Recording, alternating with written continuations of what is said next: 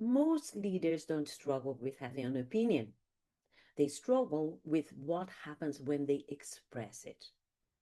Because in many environments, in many meeting rooms, speaking up risks tension. Disagreement risks reputation. And silence might protect the relationship, the dynamics of the environment, but it can cost your influence. So today's session is not about speaking more. It's about how to step forward without destabilizing the room. And let's start with your reality. Think of a recent meeting where you held back, softened your view, or even delayed speaking. What made that moment risky for you? Usually, I hear things like hierarchy, or there are too many strong personalities in the room, or too much politics, or the fear of being seen as difficult or controversial, even avoiding to be disruptive, and many more. But here is the important part. The risk is rarely about the topic. It's about what might happen when the room, what happened in the room once you speak. Rooms don't escalate because of disagreement. They escalate because of how disagreement enters the system, the container, the environment. Then the key is, remember, it is never about what you say. It's all about how you say it. There are usually three triggers in those environments. The first is speed. When you position yourself too strongly and too fast, people feel pushed. You don't give them time to think or reflect. Second, certainty. When the message sounds closed as a final statement, people feel there's no space left to give their own views. So they shut up, they retreat. And the third is a personal framing. When ideas sound like judgment, defense rises immediately. People attack, they defend themselves. So escalation happens when the room feels like rushed, cornered, or exposed. Not when it feels invited, included, safe to respond. Influence is less about what you say and is more about the system, the container, the container that receives it. Now let's look at what stabilizes the room. Leaders who speak without escalating usually do three things before they give their position. The first one, they anchor the shared objective. They acknowledge the shared objective. They might say something like that.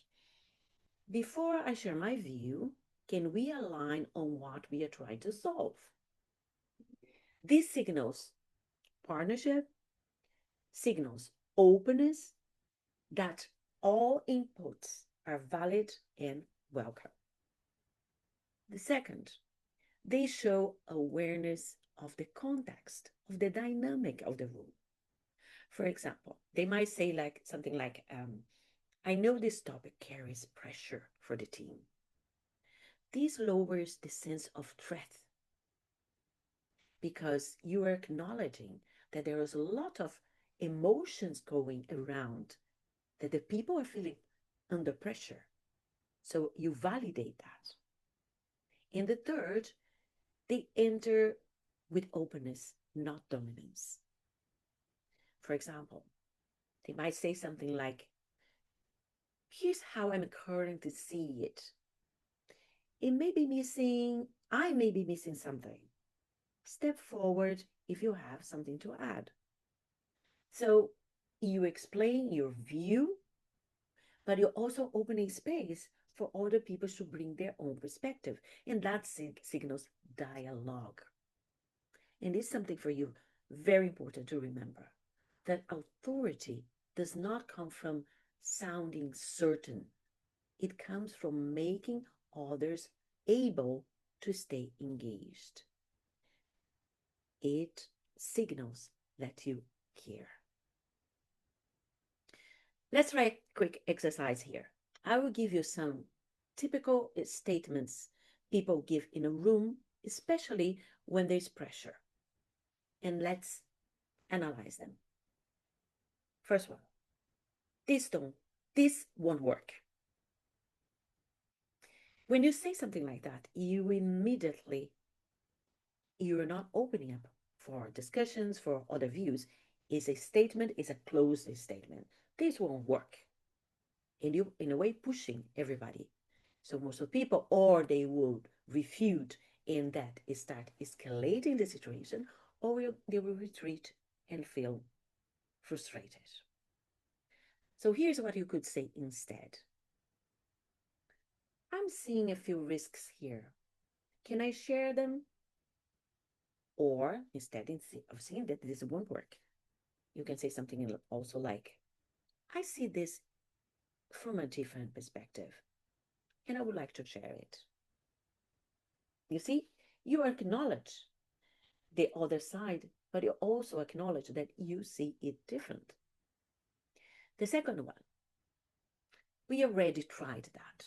And that it shows a very down emotion. It's even like the body language is kind of, we already tried that. It's like, I don't want to go ahead with this. So the person when saying this is saying like, I had enough. How can you bring this person back to engage this person back, bring back to dialogue? You can say something like this. We tried something similar before, and it might be useful to revisit what happened. We tried something similar before. It might be useful to revisit what happened. Or you can say, we tried something similar before. Let's revisit what happened so we might come up with another solution or alternative for this case. This is a much higher energy. It's like, okay, we tried this, it didn't work, but let's revisit it. Let's try to come up with something different. Is a forward energy. It's not like this won't work. The third one, which is very common, many people say that immediately as a reaction. I disagree. I disagree with your view. I disagree with this direction. And this is very punchy. It's as if you're punching the other person. I disagree with your view. It's very aggressive. And of course, the other person will, the first natural reaction will be to react against it. Escalation. Instead of saying something like that, you could say, I'm looking at this slightly different. Can I add another perspective? Or even say, I see it differently, and I would like to add my perspective, which is quite similar from the previous one we said. But in the other way, you see, how can you enter the room, enter in the conversation without being disrupted, without being diminishing everybody else, disconsidering everybody else? You first acknowledge that you're aware of the dynamics of the room, or you invite people to reassess if everybody's aligned, if everybody's going to the same direction. And then you give your own perspective. The difference is not softness. It's not about compromising. The difference is how the idea enters in the conversation. That is what makes the difference. It's not the what, it's the how you say it. Many professionals think leadership communication means choosing between being firm or being diplomatic. But mature, effective leadership is neither. In fact, it is the ability to stay clear, stay grounded, and keep the system, the container, the dynamics open at the same time. That's what creates influence over time because people don't follow the loudest voice. They follow the voice that allows thinking to continue.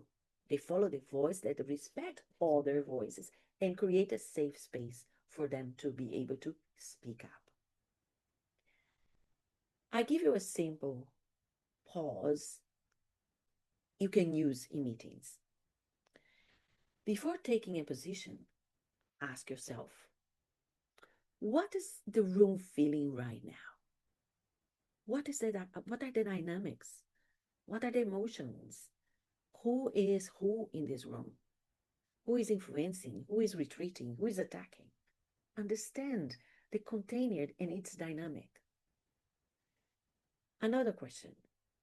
What entry will keep people engaged?